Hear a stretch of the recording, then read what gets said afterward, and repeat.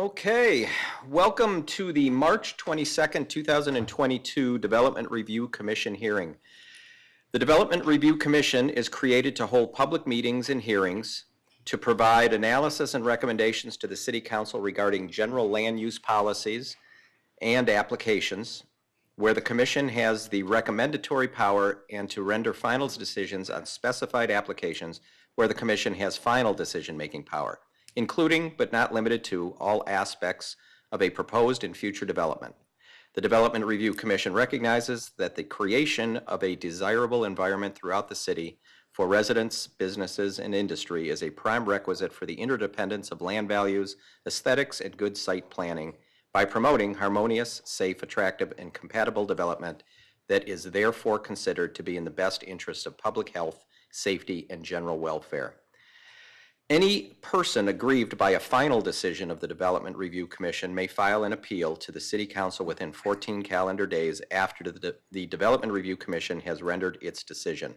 Development Review Commission recommendations to the City Council are not final decisions. With us today, for staff, some joining us remotely, Ryan LeVay, Steve Abrahamson, Saparna Dasgupta, Karen Stovall. Oh, that is not true. I'm reading off the wrong list. Diana Kaminsky, Lee Jimenez, Joanna Berry, and Jason Wolf run the console today. With us from the Commission, we have one late substitution. Thank you very much for being available. With us today, Commissioners Michelle Schwartz, Don Casano, Charles Redman. I am Chairman Mike DiDomenico, also Commissioners Scott Sumners, Phil Amorosi, and Barbara Lloyd. Our agenda tonight, we're going to start with the approval of 2 sets of minutes for our February meetings, and then we have 3 items that we are recommending for our consent agenda. It is our intention to vote on those 3 items in one motion and one vote. And it's our intention to approve all 3 with that vote. Those items are listed on your agenda as items number 5, 7, and 8. More specifically, that is the subdivision plat for South Point Plaza, item 5. Item 7 is the Tempe Eats case, which is a use permit case, and item 8, which is also a use permit for Reef Kitchens. Do we have anybody here in attendance or online that wish to be heard on that matter?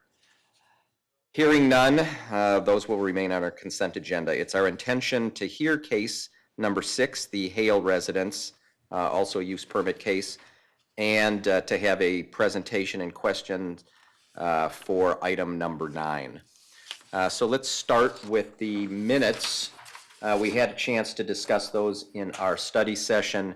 We did not have any changes or edits to those minutes, so I will take a motion for approval of the February 8th, 2022 minutes. Mr. Chairman, Commissioner Casano. I would make a motion for approval of the Development Review Commission study session of February 8th, 2022, and the regular meeting, February 8th, 2022. Do we have a second?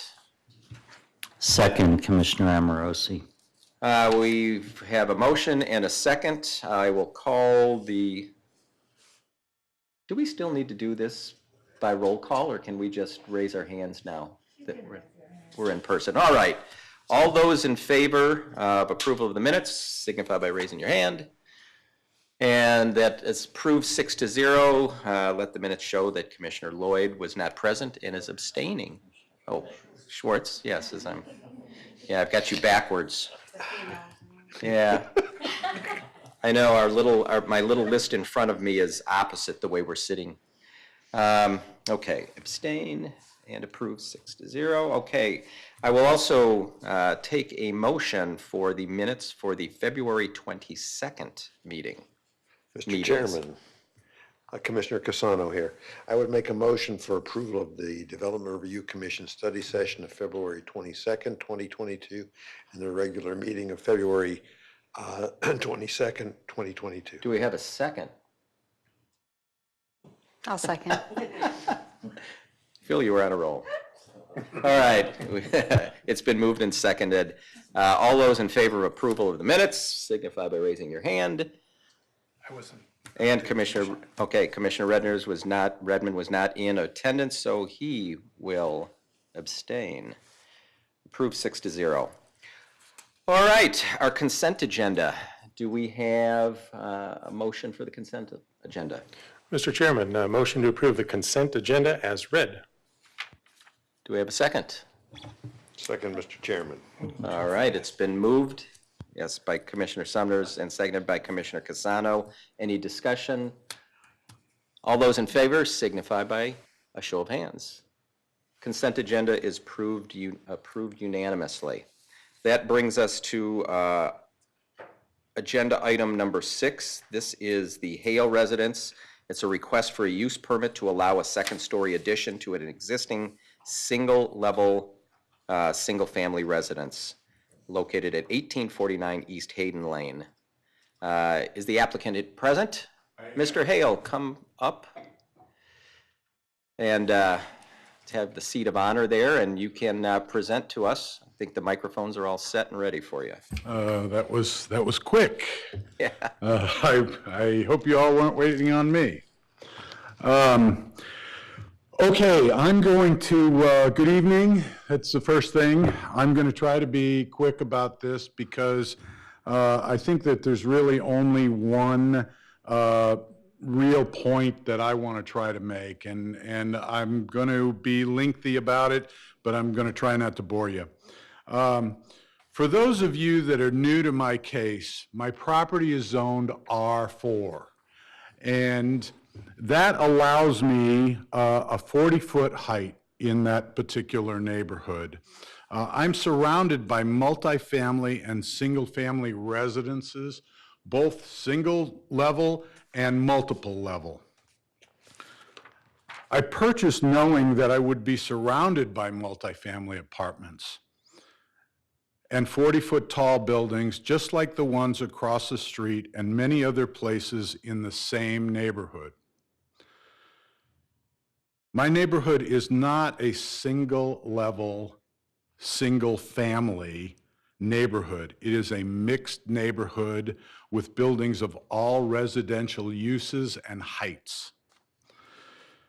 The use permit I am seeking is called a use permit to allow a second-story addition. As an architect, I find the code language can easily be confused by an individual who is not entirely familiar with it. In this particular case, the height restrictions of the exterior of the building can be confused with having a full floor between the first floor and the roof.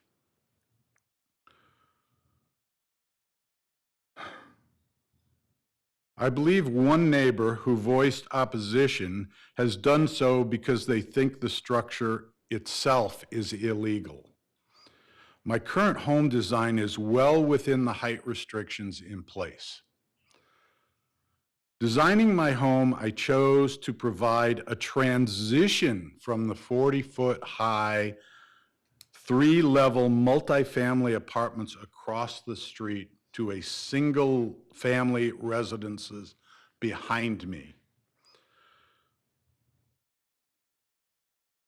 I tried to create a buffer thinking this was more reasonable for the neighborhood and the size of my property. I'm trying to improve the neighborhood. The design of the home does not encroach or overpower any surrounding property as much as it is allowed by the zoning. I thought I was doing a good thing for the neighborhood.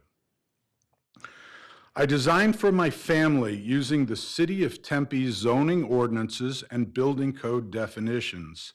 I designed it for our use with those written codes in mind. I have an aging family member and young adults that I want to provide a comfortable place to live. To my knowledge, I have not designed anything against current written city ordinance or code. It can easily be understood that family dynamics are changing.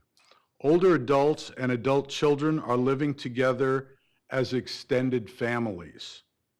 My house is designed per zoning ordinance and building code. No part of it is not in compliance. I have designed for my extended family needs. I will be living there.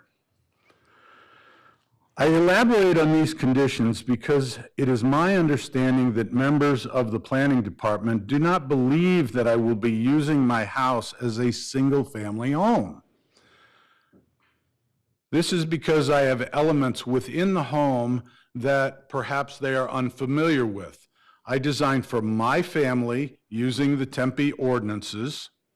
I designed it for our use with those written codes in mind. Again, I have aging family members and adult children. I'm not going to build a frat house over there to disturb the neighborhood.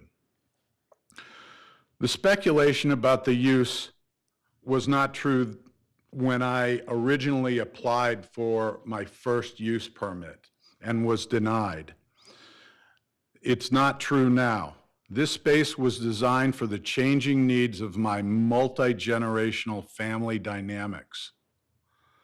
From my point of view, I am being punished for not having a 1960s family with a father, a mother, and 2 children, okay? I have 5 people in my family. 2 of them are adult children. I designed my home to handle the parking of our family needs well within the city codes of a single-family residence. I have more parking than what I'm required to in any neighborhood, really. I have received a rather nondescript reason for my use permit being unsupported by the Tempe Planning Department. It basically states that one neighbor is concerned about their privacy in their backyard. There are currently existing multi-level apartments on Don Carlos that have a view into this backyard, and my house is at least 65 feet away from their property line. My property does not even butt up against that property. If I lived in Paradise Valley, the size of my home and rooms would be acceptable. The increase in area for the mezzanine is because this space will be used as my master bedroom. This is the way I want my home. All this is permitted by code. Any speculation about the future use of my property is really not admissible. There is a Tempe ordinance that provides for that. It's called change in use. That point was brought up the last time that I applied. Someone thinking that, well, you may not, when you own this home, but if somebody else owns it, that I can't accommodate for. I'm only designing to what is on the Tempe codes now and for me. One can speculate on the intended use or future use of any building. These matters should not be applied to an application for a change in, it should be applied for an application of change in use. It is a separate matter. I have a list of 7 people who support my use permit to add additional square footages to my loft, thereby making it a complete second floor. Another may be here tonight. I don't think he's going to be able to show up. I want nothing more than to be a good neighbor and to help upgrade the neighborhood. My goal is to work with the city to move forward and complete my family's home. Thank you for your consideration. Thank you. Questions from the commission? I'll start with one that just jumped out. So I understand you said how many adult children would live in the residence? There are 5 adults. 5 adults Right. of driving age and an elderly family member who may or may not drive. Correct. Okay. So take me through the parking that that's provided for on the site as designed, and, you know, versus what the actual load may be, parking load may be on this as you intend to use it? Well, there are 4 spaces, both of 2 sets of tandem spaces. And I don't anticipate that there are going to be any other vehicles there. It's not like I have a fleet of trucks or anything, work truck or 2 cars. We each have 1 vehicle. Okay, good, thank you. That's exactly what I was looking for. Other commission members, any questions? Commissioner Amorosi. Thank you, thank you, Chairman DiDomenico. I listened to your, explanation for why you designed this house the way you did.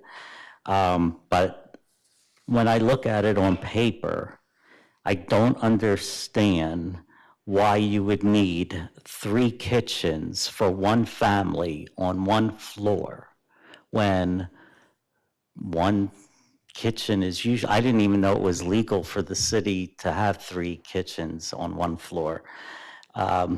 That's my first question. The second is that you have 7 complete bathrooms. I've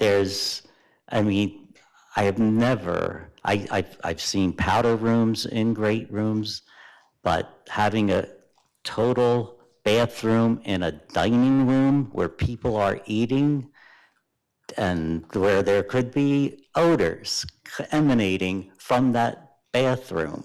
I've never seen that in my life. So you can say this is for your family, but to me, I see how easily this could be divided up and put into, especially since there's outdoor doors on every room, how that could be changed into a boarding house.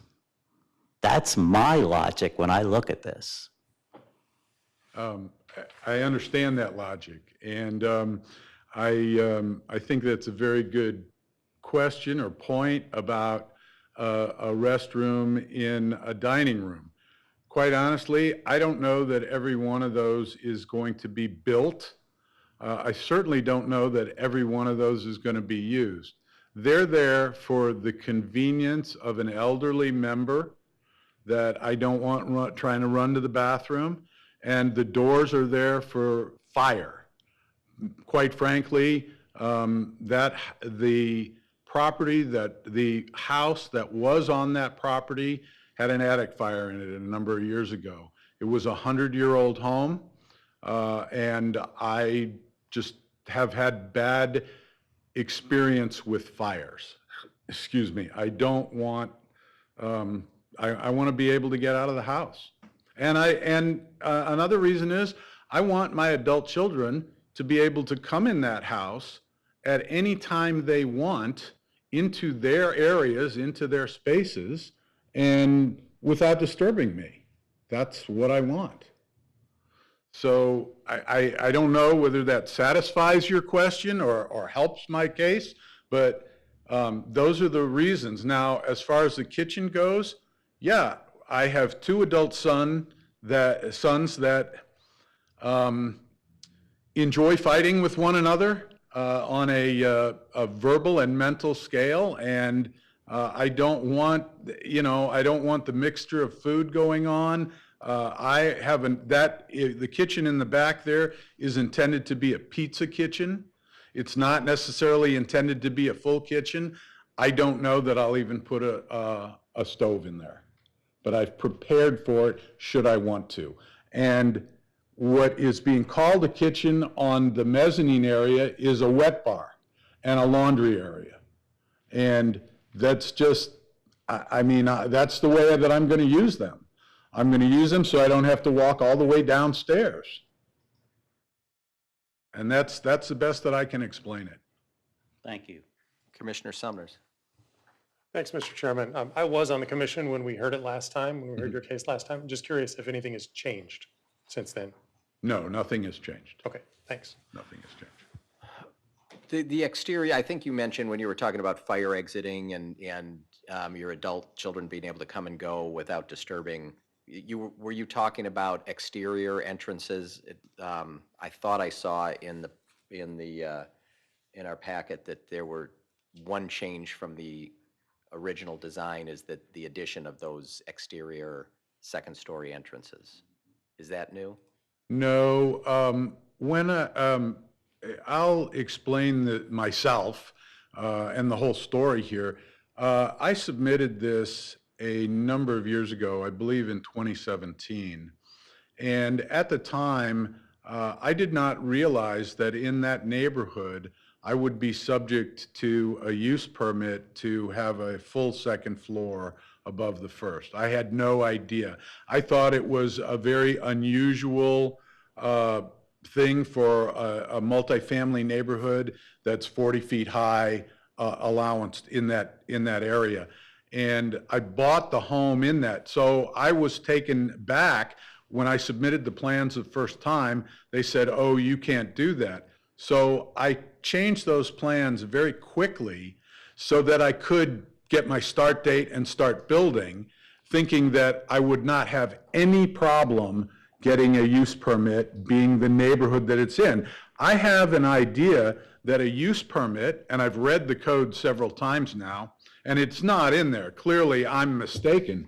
But it seems to me that a use permit for a second story, as you want to call it, a second level, should be related to the height and the neighborhood density that it's in. I mean, I'm not immune to the idea that if I had a single-family home in a neighborhood that was nothing but single-family homes, I might think it's odd that somebody came along and put a monstrosity next to me. And I've seen that done before. I saw it done many years ago in a North Tempe neighborhood that I lived in. And it was the funniest looking house on the street. So I'm not insensitive to that. But when that use permit would apply to any building in a neighborhood that is allowed a 40-foot height, I look at that and go, I don't understand. Why? I look at that as being a printing error. I swear, that's what I think it is. I don't know how long it's been there. Maybe another board or a zoning commission or the city voted into, and they had their reasons at that time. I don't know. I certainly don't see any reason for that now, particularly in that neighborhood. I mean, I'm really only talking about that neighborhood. I would never be talking like this if I was in a single-family, single-story neighborhood. When I applied for that, then I wasn't assuming that there was going to be any problem whatsoever. And I was building my house, and I applied for this use permit because I found out, and it was the beginning of COVID. So I'm assuming that that caused some foul-ups with the scheduling, and perhaps you remember being on the board, I don't know, but they had to call a special session because my case wasn't heard in the amount of time that is standard for the planning or review or use permits or whatever it is. So, and I had a crew of guys out there working, and I needed them to continue to finish. And I just never had any idea that I would get so much trouble about having a certain amount of 285 square feet on my mezzanine area. So this structure's never been lived in, No. correct? No. Yeah, it was never finished to a point where No. it was ever occupied? No, it does not have a certificate of occupancy. Are there any other, and we're going to have you come back, we'll have the city come in and add any information that they want to have our planner come in, and we'll probably have some more questions and bring you back up. So, Okay. So if you've got more responses to what you hear from this point forward, you're not losing your chance, so. Okay. Other questions? No, before we call Lee up? All right, thank you very much. Thank you. All right, how do we get, I guess we need to switch to remote now? Or does that happen for me? Lee, Good evening, Chair DiDomenico. there we go. May I begin? Gotcha. Can you hear me? Yep, we can hear you. Okay, thank you. Well, good evening, Chair DiDomenico and members of the commission. My name is Lee Jimenez. I'm a senior planner with the Planning Division in Community Development Department. So just a little background information, facts pertaining to the case. So the Hell residence is partially constructed, two-story single-family residence. They were issued a building permit back in 2018, October of 2018, and this was to construct a single-family home, which is located in the R4 multifamily general district. The issued building permit, it did not include a second story in the original scope of work. The applicant applied for a use permit in April of 2020 to legitimize the second story, and that request was eventually denied by the DRC on June 11th, 2020, and that decision was appealed to City Council on August 13th, 2020, and the appeal was also denied. And pursuant to our zoning and development code, a reapplication must wait 1 year for reapplication of the same project, and that was passed in August of 2021. So by now, the application is eligible for the same application request.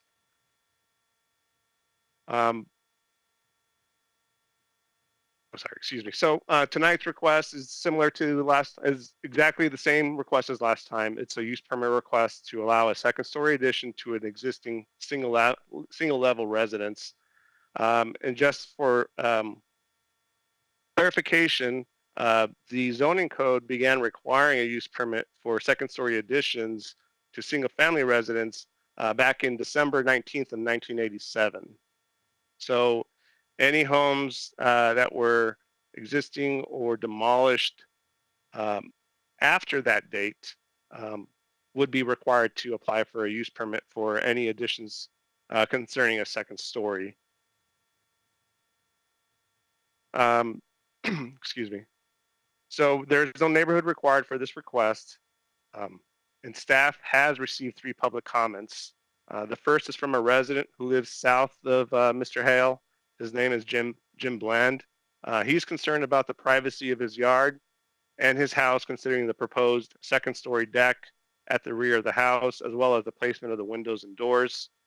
His email was included in the attachments, and Mr. Hale did respond to his email, and I provided that response in the attachments as well. And then I received a second email, which is from a former DRC member, Mr. Tom Brown.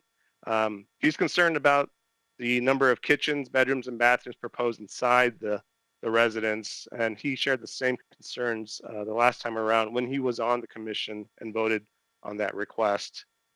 And the third is from another resident who lives south of Mr. Hale, the one directly south. His name is Jeff Harkrow, and he's not concerned about the second story use, but what's concerning to him is just a half-finished project. So his comment is that he wishes that the project can at least be constructed and completed because he believes it may attract negative activities to those vacant lots that surround Mr. Hale's property. So based on the information provided by the applicant, the public's comments received, and the analysis provided in the staff report, staff does not support the requested use permit. The request does not meet the required criteria. Specifically, floor layout, the number of bedrooms kind of lends itself to increasing traffic in that area. So criteria number 1, which is any significant increase in vehicular traffic, would be difficult to demonstrate. The second criteria regarding public nuisance, this is a single story use, so I don't see any issues there. However, the third criterion regarding contribution, the deterioration of the neighborhood, the property owner located 45 feet to the south is concerned that his privacy will be interfered with, which would lend itself to diminishing property values. And as far as criteria number 4, compatibility with existing uses and structures, the second story use is intended for, I'm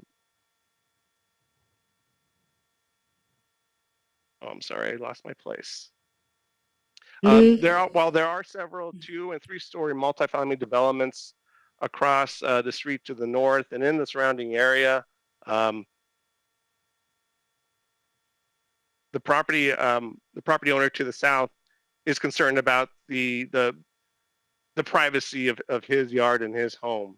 And should the commission approve this request, staff has drafted and recommended conditions of approval to remove all second-story decks, and then also allow for only clear-story windows on the second story of the south elevation.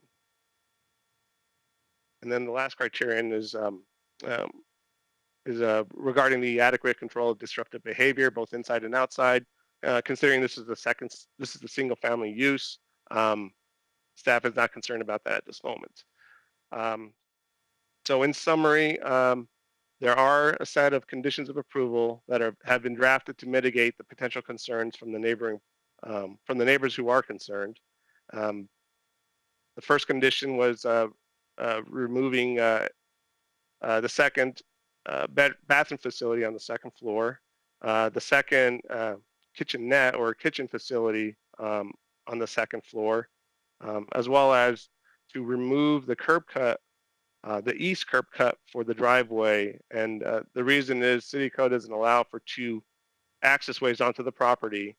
And so that condition was included in there because the site plan shows parking on that east end of the front. But he does have parking on an existing drive to the west, which has adequate room for tandem spaces. So 2 parking spaces, which is required by the single family residents, can be located in that area. And then the next condition, condition number 6, was that all second story decks and exterior doors shall be removed from the project plans. And then the last condition was only clear story windows shall be allowed on the second floor of the south elevation. And the second story egress windows may be provided off on the sides, which are on the east and west elevations. And that concludes my presentation, and I'd be happy to answer any questions that the commission may have. Thank you, Lee. Were you assigned to this application when it was heard in 2020? Chair DiDomenico, I was not. The planner of record was Dalton Guerra. Okay. Do you, so this may not be a fair question for you, but are you aware of any significant alterations or changes to the design or the application from when it was first voted on to now? From my review of what was processed last time and this time, there's not much of any difference in the plans. Maybe some slight variations, but nothing to the extent where it's something completely different from what was presented last time. And one last question, just so I understand our process a little better. The use permit, it appears, is triggered because there was an approved single-story design that was permitted and was under construction, and then the request to add a second story happened. If this initially came to the city as a designed structure with a second story, you know, right from the get-go, before dirt was turned, would it have gone through a use permit process? Chair DiDomenico, if that were to occur during plan review at building safety, they would have flagged it and notified the applicant that a use permit was required before they can process any building permits. Okay. Or begin a review. So the use permit isn't triggered because it's a change to an existing structure. It's just because it is a two-story structure. That's correct. It's a new single-family residence that's on a lot that previously had a single-level single-family residence.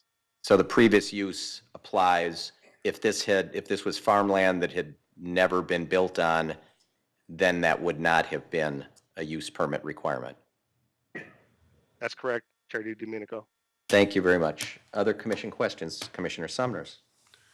Thanks so much. Lee, just a quick question about parking. We heard from our applicant that there are 4 spaces, but your report says there's only 2.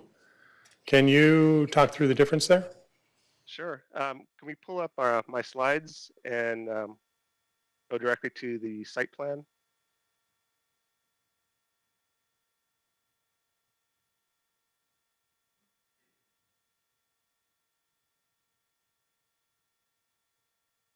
Okay, so your right-hand side is north if you're looking at the screen.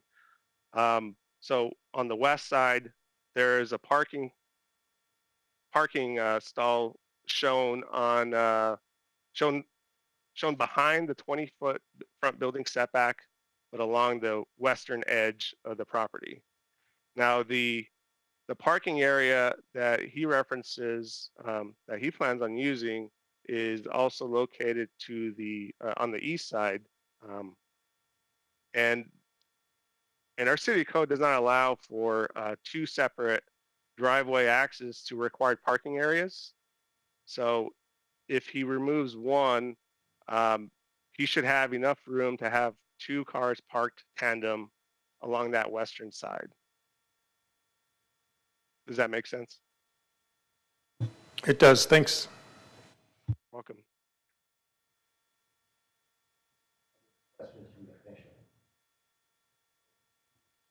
Other questions? And to be clear, required parking for a single-family residence is 2 spaces. Okay. Commissioner Redmond.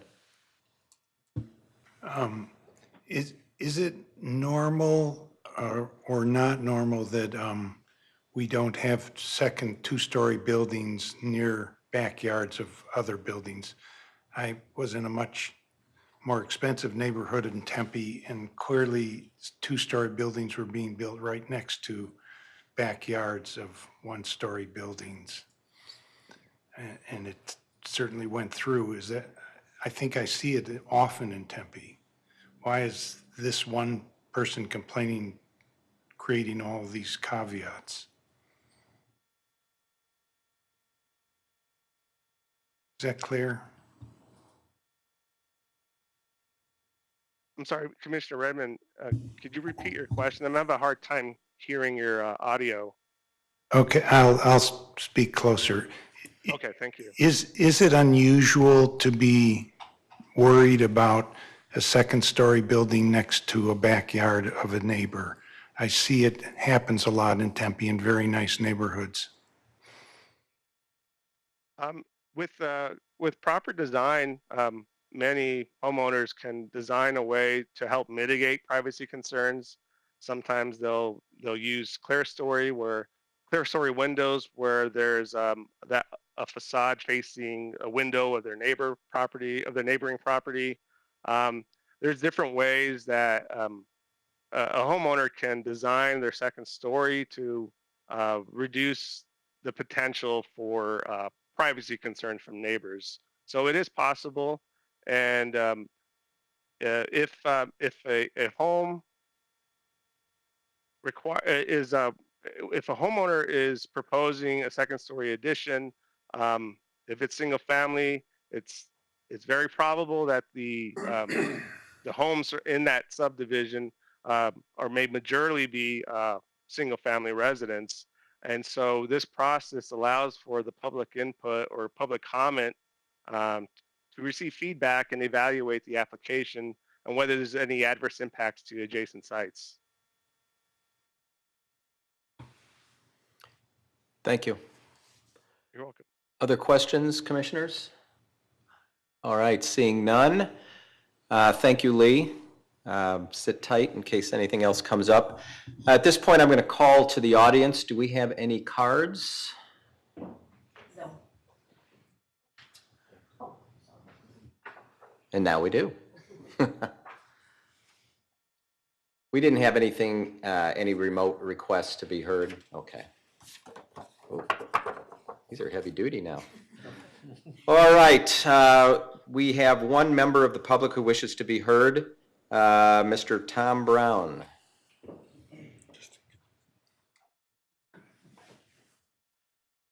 Mr. Brown, if you could just state your name and city of residence. Thank you. Tom Brown. I live on Homestead Lane, 85284 in Tempe. I will be very brief. I oppose this project for reasons that have been well stated. Words are words, but the building is what happens, and the building has every appearance of being a multifamily home, which, although it's its own multifamily, is on a narrow lot and does not have a lot of the features that a true and viable multifamily home should have. I'm sorry, multifamily development. So I oppose it in this configuration. Is your main concern traffic and impact on the parking? Is it something else? I do think the parking is adequate for a family, for two homes, or two cars seems to be enough in most of Tempe. I do think that if it's turned into a boarding home sometime in the future, there would be as many as 14 people there if there's 7 bedrooms for the 7 bathrooms. So there would be inevitably cars parking on the street and traffic on the street, which is a narrow street. Okay, understand. Commissioners, any questions for Mr. Brown? Oh, Commissioner Lloyd.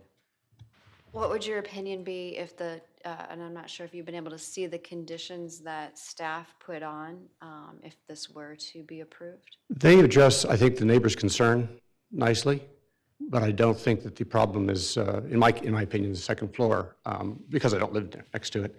Second floors are common, but the real problem, I think, is that it's a multifamily boarding home disguised as a single-family home. Thanks. Thank you very much. Thank you. Appreciate it. Mr. Hale, I would offer you the opportunity to come back and respond to anything you've heard, should you want to. Okay, I would like to. Please. I have just a couple of items here that I've heard that I'd like to go over. And I guess the first one is diminishing property values. What I'm doing in that neighborhood is going to increase the property values of the neighborhood. I'm building a brand new building. There's empty lots. There's the home that was my home was 100 years old. When I took it down, there was an attic fire. Let me tell you the whole story, and I'll be brief. There was an attic fire in that home, and I was given a permit to rebuild to original. And when I started tearing it down, the home was in such poor condition, construction condition, I could not see myself restoring it to original. I did not want to put brand new framing on top of 100-year-old walls.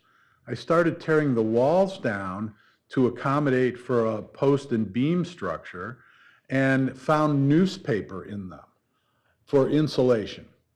So I ended up tearing the entire home down.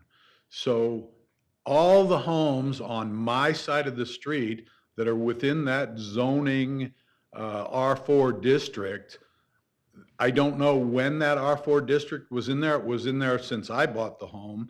And I'm pretty sure that most of the other homes, just judging by the way that they look on the street, are in the same condition and are soon to be torn down because I think some developer is going to come in there and buy that whole thing.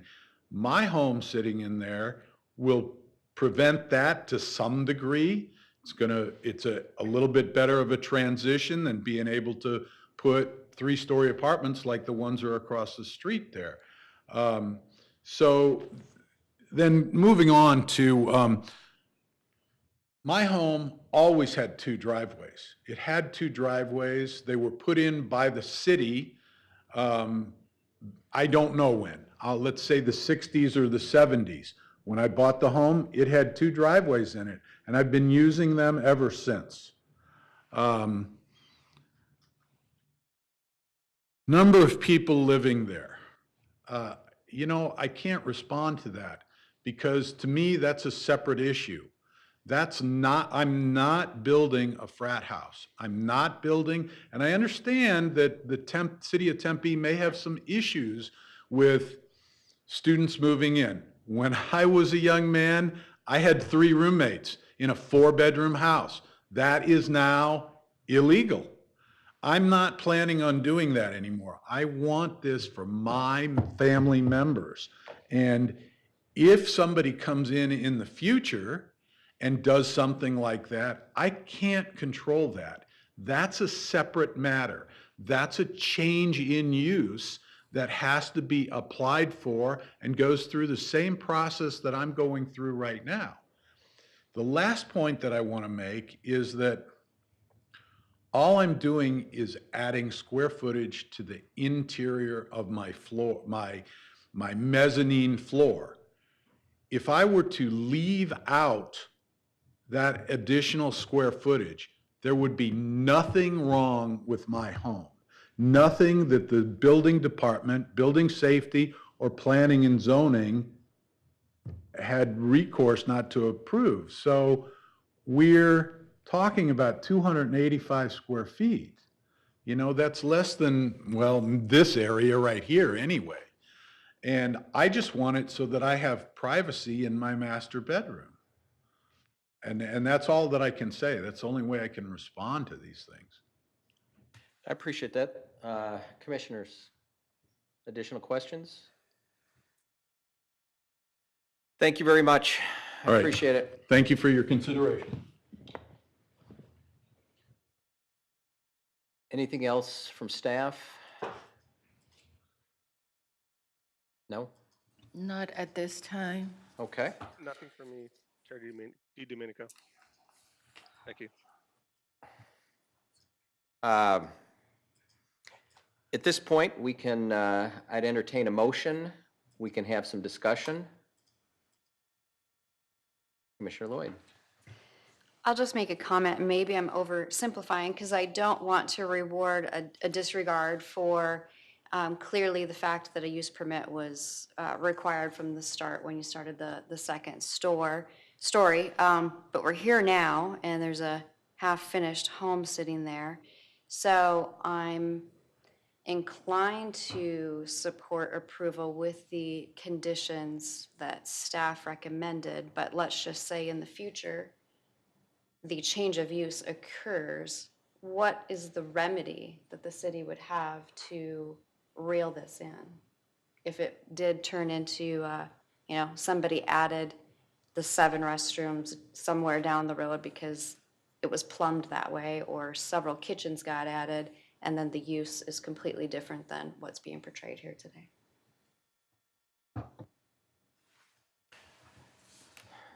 Lee, you going to tackle that? For staff. Yeah, basically, what would a remedy be in the future if the use did turn into what, the speculation is that it could be? In the future, if it's ever converted to a multifamily use, it would be in violation with the zoning code because it would be considered a new multifamily development, and it would need to be reviewed to conform with density requirements as well as multifamily standards, which may include increased parking requirements because it's parked by bedroom, as well as required landscaping and possibly other requirements that may be required during the building permitting stage.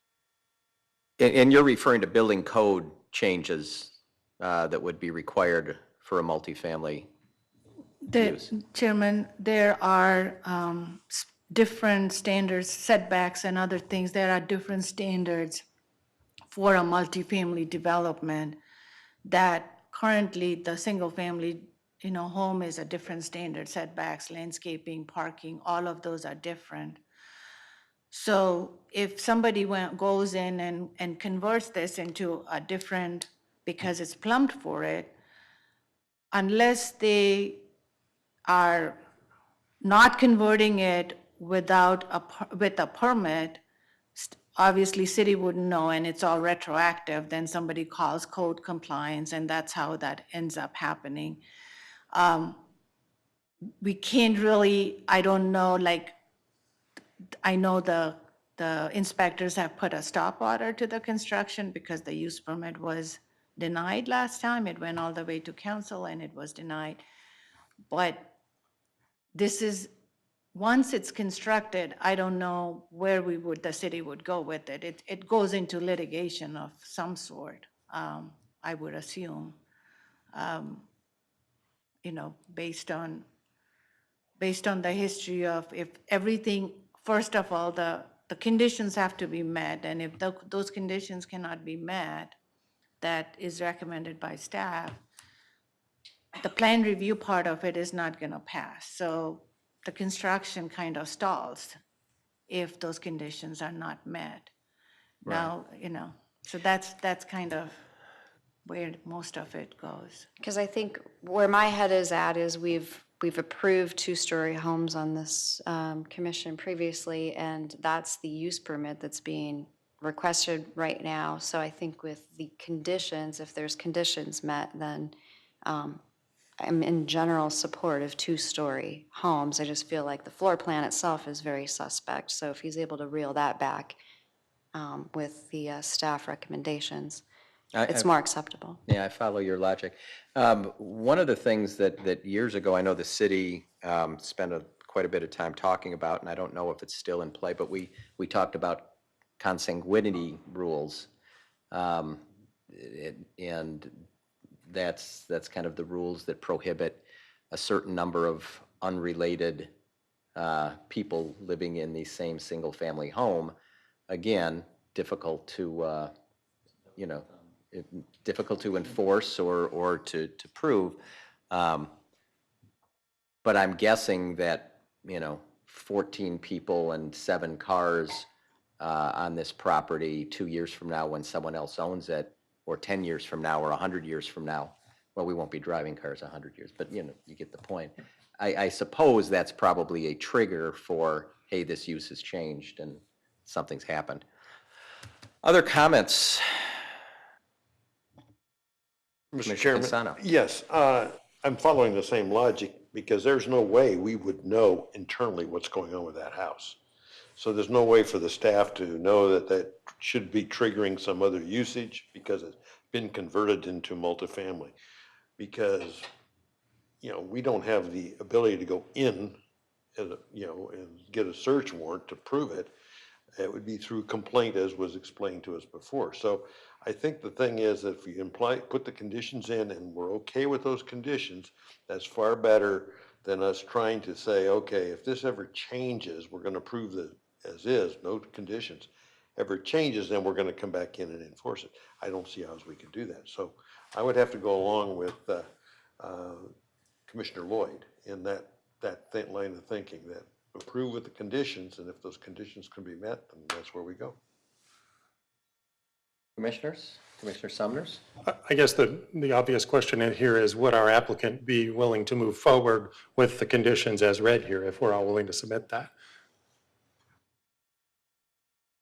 Is that, Mr. Hale, would you like to? would you like me to answer that? Yeah, but from the podium so we can Okay. record, get you on the recording here. I respectfully decline to accept those conditions. It's really what I'm being presented with is, am I going to use that house the way that I say I'm going to use it?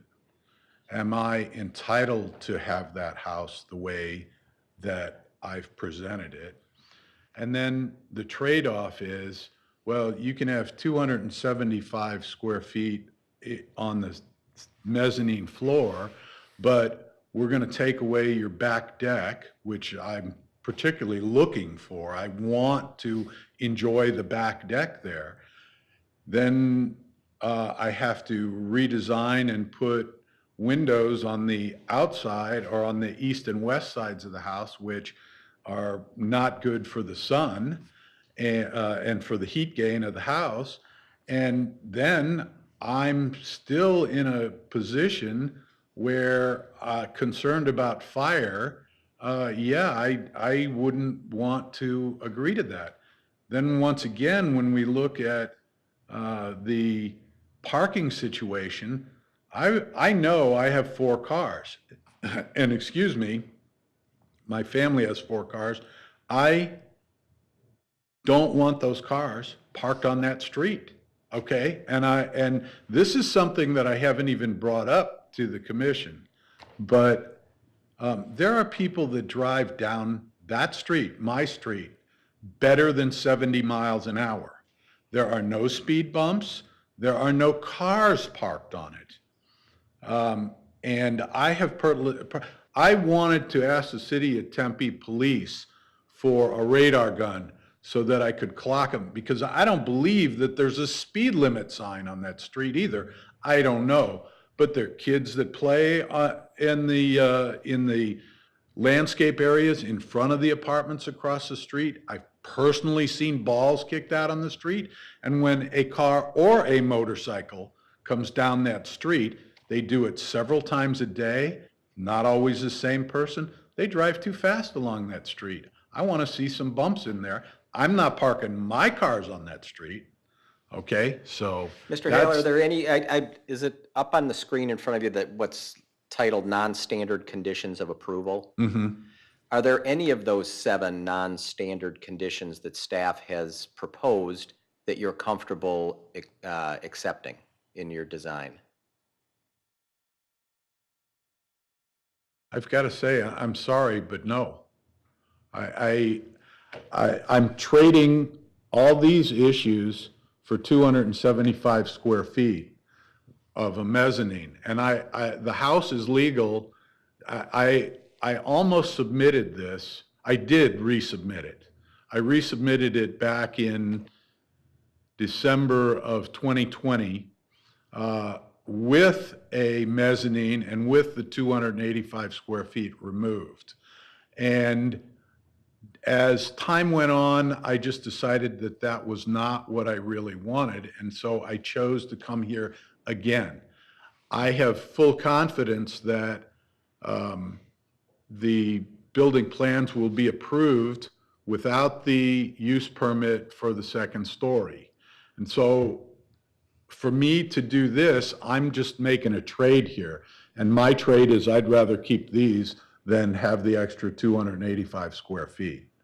And I recognize that, you know, I'd love to have the extra 285 square feet, but the two bathrooms on the second floor in the master bedroom are meant to be separate, because I don't want to argue with anybody about using the toilet, okay? That's all, you know, that was the nicest way I could find that, could express that. And, you know, that's just the way I feel about it. I'm sorry. Okay, well, Okay. I can respect that. All right. Thank you very much. Thank you. At this point, if we want more discussion or entertain a motion, Mr. Casale? Mr. Chairman, just in a nutshell, my concern with this case is parking. Parking's at a premium in Tempe everywhere. I'm actually surprised to hear that there's no cars ever on the street. I'm looking at the map that is up, and there's no cars on the street. That's the first time I've seen that anywhere in the city, I think. This is, parking is a major concern here, and it's the structure and the way the structure is designed that would contribute to additional parking out on the street. And if we were to approve this in every neighborhood, the parking situation would be much, much, much worse, and I don't want to make it worse than it is right now. So with that, I cannot support this case. Commissioner Amorosi. Thank you, Chairman DiDomenico. Mr. Hale seemed to have a great explanation for his odd house plan for his very unique family. And yet, he also mentioned that he hasn't lived there in 2 years, so I don't know how he knows about all the traffic and 70 miles an hour. But beyond that, he said he can't speculate about what somebody can do in the future. If this would move through, there are investors out there that could make him an offer that he couldn't refuse. It's happened before. I've seen it happen. And so I don't want to be in that position where we approve something that is so inviting to cash investors, and they would change it because they wouldn't have Mr. Hale's unique family. I can't support this.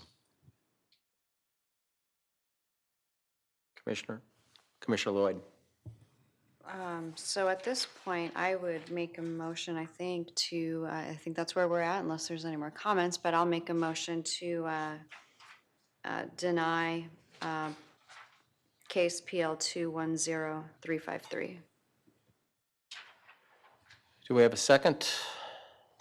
Mr. Chairman, Commissioner Commissioner Casano, Casano. I would second the motion. We have a motion for denial and a second. Discussion from the commission, comments? The only question I would have, based on denying this, and he could go ahead and build the first, everything but the second level, and we wouldn't have any issues with that as a city. Okay, so he would be fully available to do just that, okay? Yes, Steve? Commissioner DiDomenico, members of the commission, he would be allowed to, however, there are two driveways, one of them would have to disappear. Okay.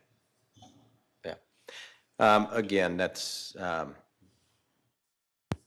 that's, plans will be submitted and approved, changes will be made.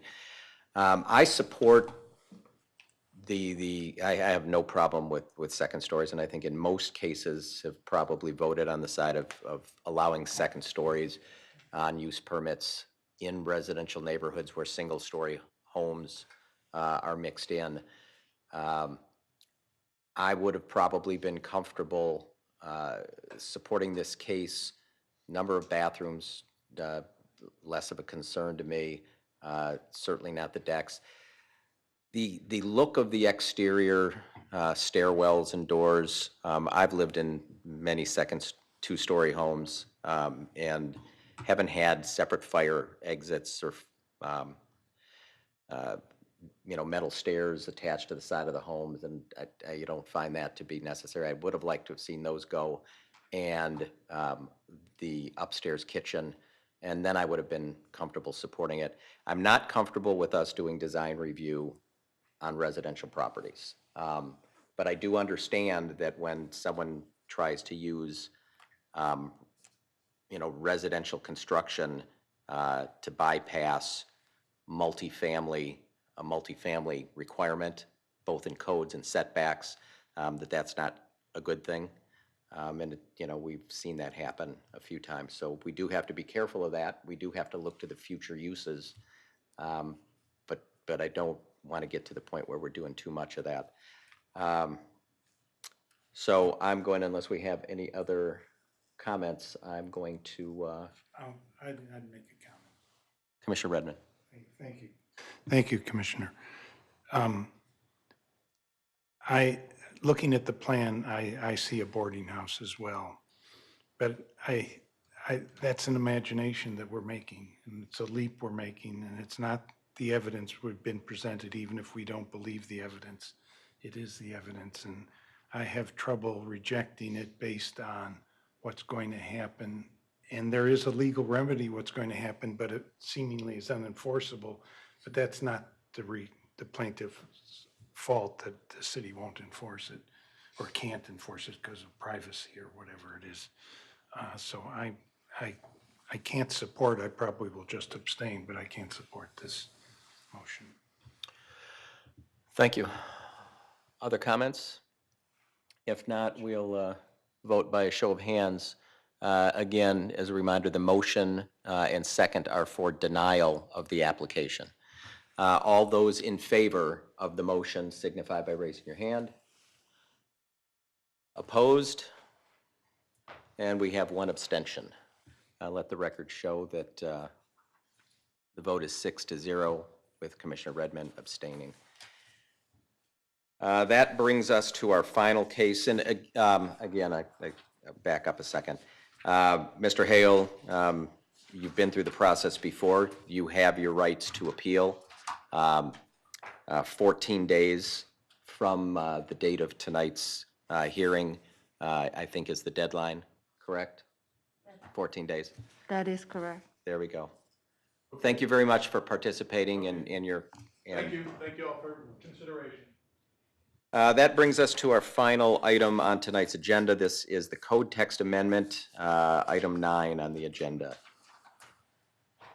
And the applicant is the city. Is it Diana presenting tonight? That is correct, Yes. Chairman. Good evening, Remote. Chairman DiDomenico and Commissioners. Can you hear me okay? We can, a little bit quiet, but Okay, if I lean in, speak up, is that better? that's better. Okay. I have a brief PowerPoint presentation. This is a request for the code text amendment for consisting of modifications for home occupation, allowing beauty salons and barbershops in as a home occupation. Next slide, please. For the benefit of those who are not in the chambers with you or looking at this remotely, I did include the entire section. I'm not going to read it verbatim. Section 3.4.12 of the code is about home occupations, and we had no changes to A and B. Next slide. We also did not have any changes to B1, which is addressing the appearance of the residence. So we are not anticipating changes to the residential appearance of homes with a barbershop or a beauty salon. Next slide. And no change to the storage requirements related to single family or multifamily homes for home occupation. Next slide. We do have requirements for employees. These are not changing. It will be the same as other home occupations. Next slide. We do have a clarification for B4, which is related to signs. We are limiting the sign type to sign type B, which in a single family residential area is 1 square foot. So it might be a little plaque on the door that gives the hours, a phone number, something like that. There are no changes to B5, A, B, or C. That's related to parking and traffic. Next slide. We do have the addition of a requirement or an allowance for up to 2 client stations within the dwelling unit. And in B7, we have deleted barbershops and beauty parlors from the prohibited list for home occupations. Next slide. We've added to definitions barbershop, meaning a place, establishment, or premises that engages in any occupations of a barber as licensed by the state, excluding tattoo, body piercing, and massage establishments. The beauty salon means a place, establishment, or premises where a person engages in any of the occupations of cosmetology and licensed by the state, including esthetician, beautician, or cosmetologist, and excluding tattoo, body piercing establishments and massage establishments. So these are new definitions being added to the back of the code. Next slide. In Appendix N, this is just for reference. It's not part of the ordinance because it is in the appendix. We're just adding barbershop and beauty salon to the list of allowed home occupations. Next slide. Now, a neighborhood meeting is not required for code text amendments. However, we did go to the Tempe Neighborhood Advisory Commission back in September of 2020. At that time, they provided some recommendations.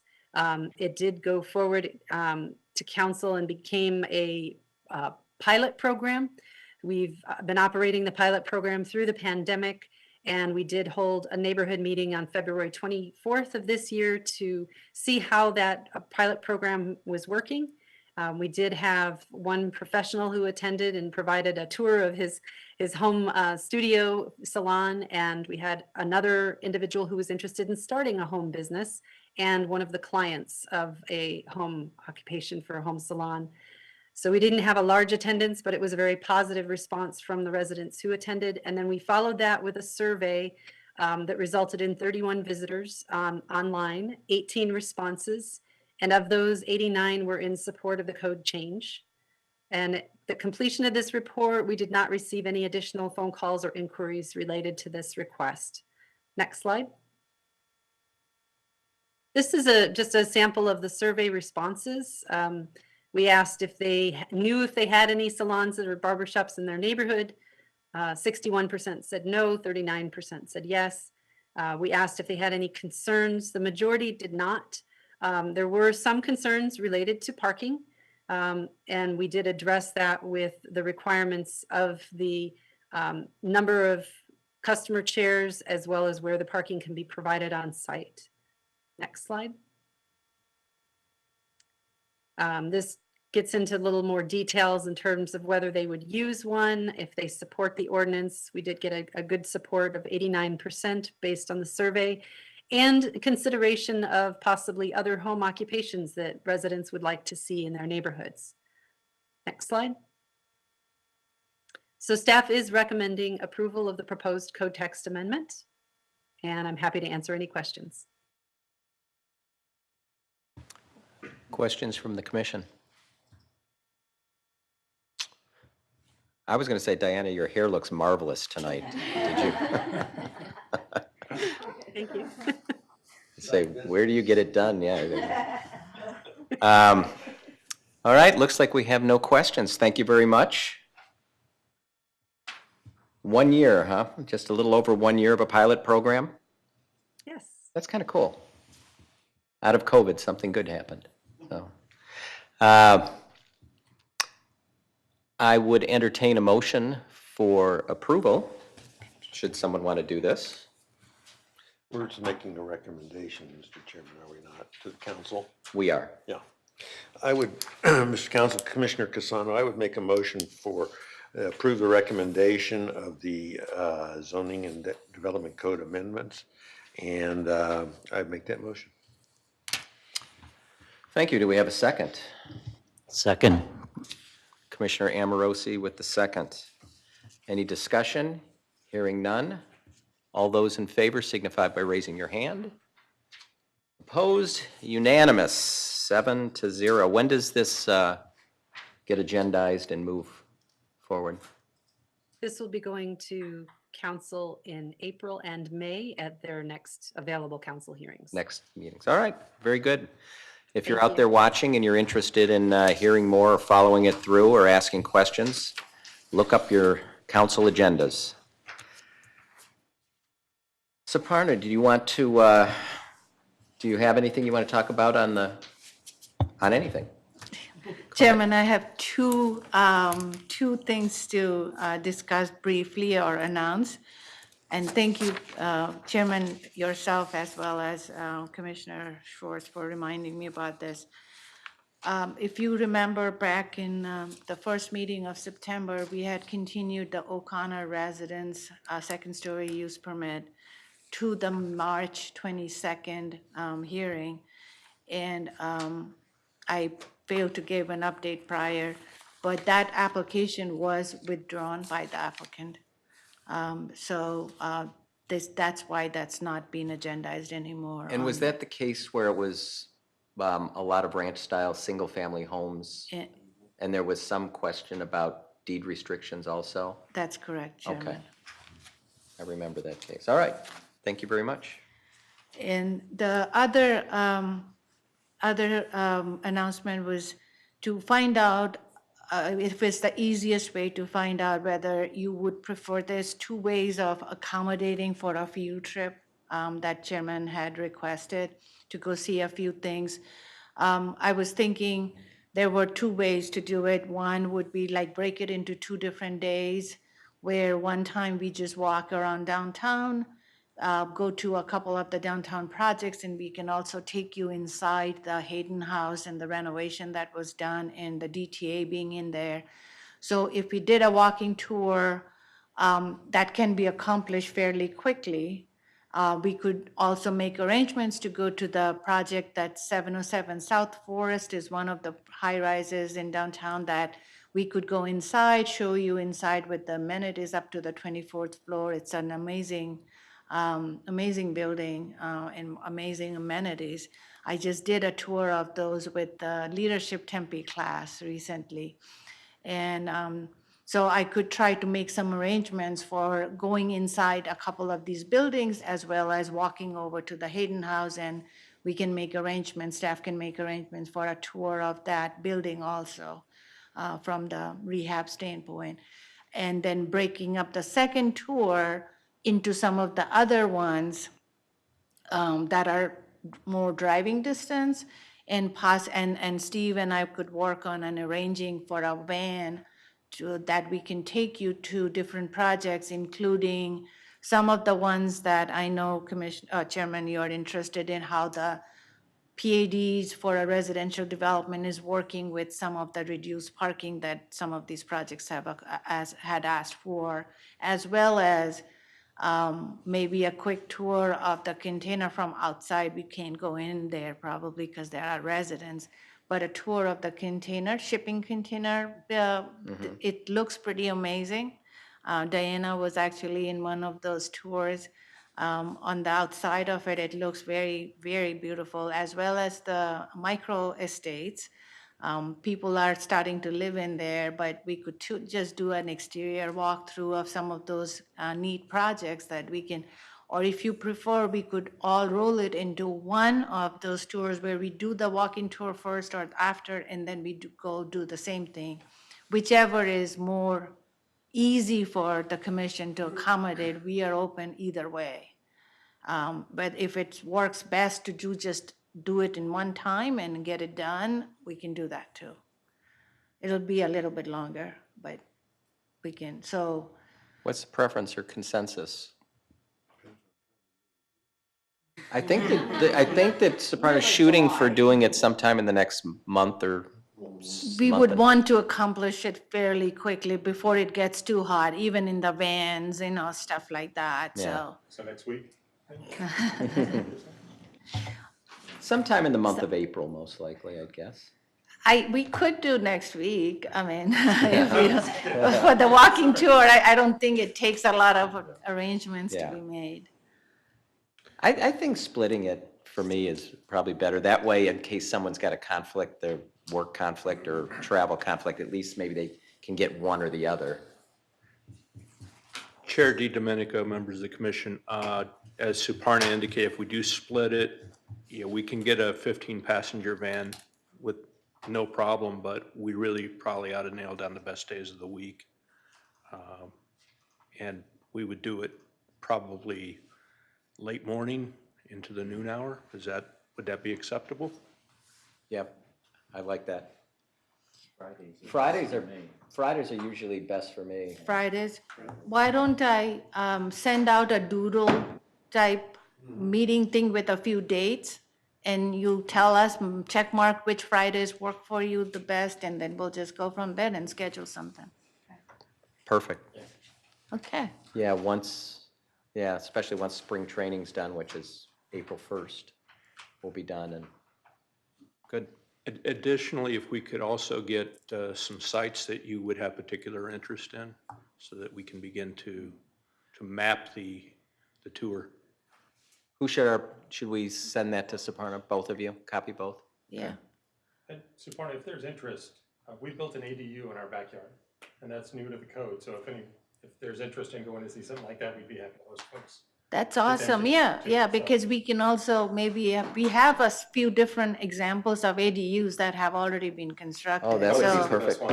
It is. So this is gonna be, if we can do that, that would be awesome. Hopefully you permitted it, right? Yeah. And then some. Yeah, when we find a second story. No. Well, this will be fun. I look forward to seeing some of these things, so fantastic. Anything else from the commission? No? Chuck, again, thank you for joining us last minute. My pleasure. Vice Chair Bauer, if you're out there watching, You're better. yeah, speedy recovery to you, and we'll see you soon. Thank you, everybody. Meeting adjourned. Thanks.